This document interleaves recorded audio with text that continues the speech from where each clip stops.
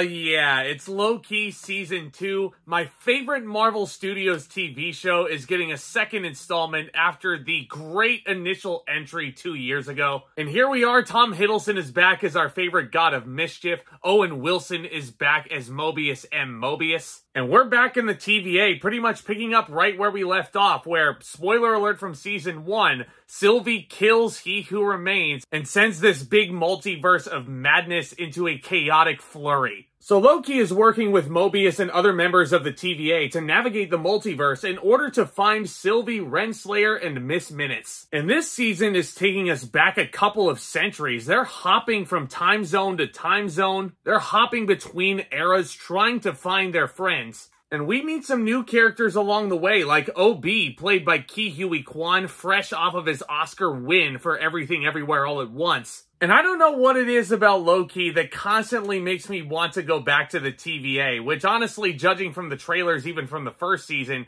it seemed like a pretty mundane place. But it's all the weird personalities and characters that you come across within the TVA and within this TV show. All of this just sucks you right back in. And Loki Season 2 is very much the same way. Even though the first 3 episodes definitely started to feel on the slower side, a lot of people had that complaint, and my argument against that is, this is a TV show. I really don't need all the answers given to me on the premiere. Because the reason why people want to keep going back to even viewing television in general is the hook and the cliffhanger. They want to make you keep coming back for more, even in these days when ratings don't really seem to matter all that much and we're all focused on our streaming services. And I think Loki Season 2 definitely does that and then some. And Loki definitely retains all the brilliant production and the great CGI. And probably most importantly, Loki Season 2 retains all the quirky charm that made the first season so great. And I think when you put these 2 seasons together as one package, this is a phenomenal top-tier Marvel project. I think it's safe to say after this finale and the ramifications of this finale, this is my favorite of the TV shows that they've come out with. And you can make arguments for a good chunk of them. Loki is easily my favorite. And no, it's not just because of the fact that this series can suck you in and make you want to keep returning to the TVA over and over. But it's also because this is a fantastic character analysis of Loki, who started off in this saga as a villain.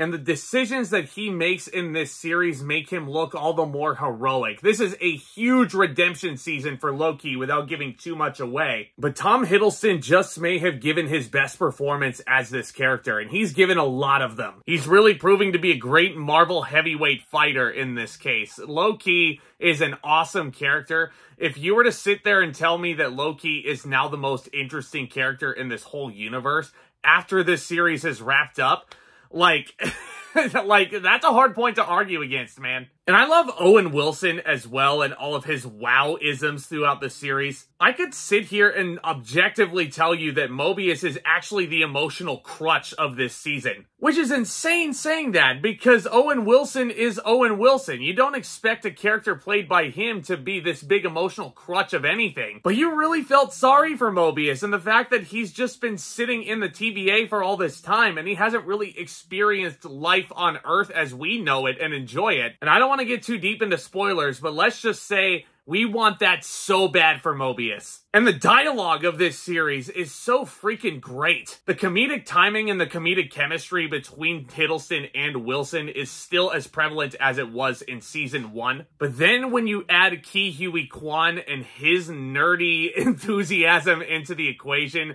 it's brilliant. And I'm so happy for Ke-Huy Quan, man, because he just, like, I said this last year when I saw him in Everything Everywhere All at Once. That was the comeback performance of the decade. It won him an Oscar, for crying out loud. And now here he is in a Marvel project. And he is kind of the character that basically has to explain everything. He kind of can be an exposition dump character for a lot of people. But it's Ke-Huy Quan's charm and how he explains away these little given circumstances. That's what makes this character of OB so endearing. And also the fact that he's the best-selling author of the TVA Handbook.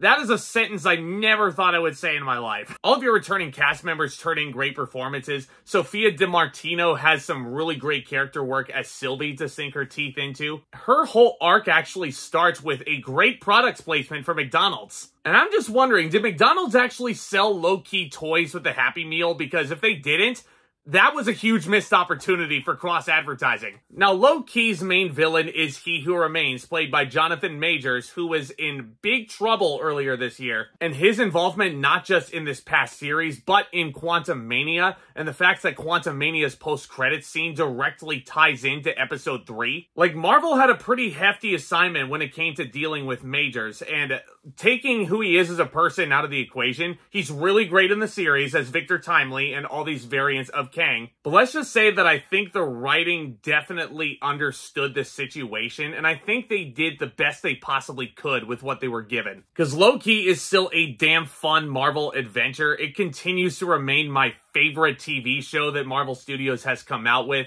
Great production, really fun CGI, really quirky imagery. Also has a fantastic musical score and theme song as well. It just sends shivers up and down my spine. If I were to nitpick anything about Season 2, I mentioned Ke Huy Quan is the character that kind of has to explain everything.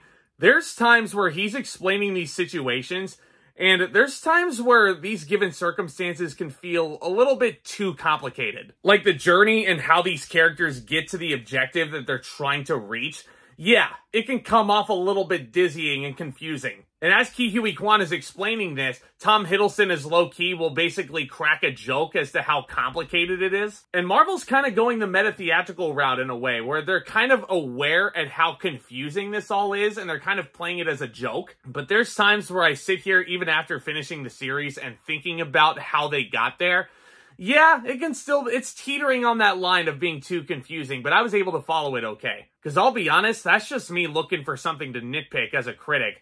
I absolutely love Loki. I think if you ended it with Season 2, that's totally fine. Because the way this series wrapped up and the final resolution is just beautiful. And I think anybody, without spoiling anything, anybody who is a hardcore fan of Loki, anyone who's been with him since day one when he appeared in Phase 1, you're going to be really satisfied with this outcome. I'm going to give Loki Season 2 an A. I think it's safe to say that this series fulfills its glorious purpose, not just for what it is as a standalone, but for the entirety of this whole multiverse saga. Let me know what you thought of Loki down in the comments section below, and let me know what your favorite series in this Marvel Cinematic Universe is. Lots that we can discuss all down there and much more. Let me know if you've seen the Marvels this weekend as well. Which one did you watch first? Did you watch both of them day one on that Thursday? Guys, I love discussing all new things in movies and entertainment. All things about the MCU you are going to find right here on this channel. It's a great community of film lovers, geeks, and entertainment lovers alike, and y'all are invited to the party. So do consider subscribing and tap on that thumbs up as well. That would be a humongous help. Stay tuned for more videos very soon, guys.